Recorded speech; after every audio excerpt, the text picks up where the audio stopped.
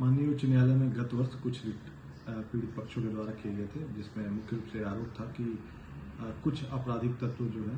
तथाकथित अधिवक्ता क्लेम करते हुए और काले कोट की आड़ में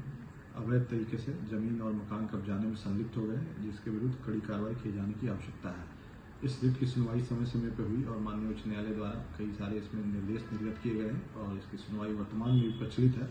जिसमें पुलिस आयुक्त कमिश्नरेट लखनऊ द्वारा एक एफिडेविट भी दिया गया और इनके विरुद्ध सख्त कार्रवाई करते हुए सारे विवरण उपलब्ध कराए गए एवं एक विशेष सेल विशेष प्रकोष्ठ गठित करने की बात भी अंकित की गई। जिस क्रम में अवगत कराना है कि joint CP law and order के कार्यालय में एक विशेष सेल गठित किया गया है, जिसमें एक उप निरीक्षक स्तर का अधिकारी है जो इसके समस्त डिटेल्स की मॉनिटरिंग करेगा। इस सेल का मुख्य कार्य जो है ये जो माननीय न्यायालय ने अपने आदेश में विस्तृत तरीके से बताया है कि इस सेल का मुख्य कार्य अवैध तरीके से जमीन और भूमि कब्जाने के प्रकरणों को देखना, माननीय न्यायालय के कार्यों में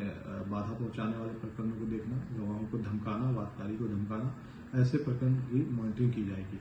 यहाँ यह भी अवगत कराना है कि थानों पर पूर्ववत शिकायतें ली जाएंगी और जिस तरह से वहाँ पर FIR आदि की कार्रवाई होती है वो की जाएगी। यदि किसी पक्ष को लगता है कि उसकी जमीन पर तथाकथित आपराधिक तत्वों ने अधिवक्ता को खुद को स्वयं बताते हुए काले कोट की आड़ में कोई अपराध किया है और कोई गलत तरीके से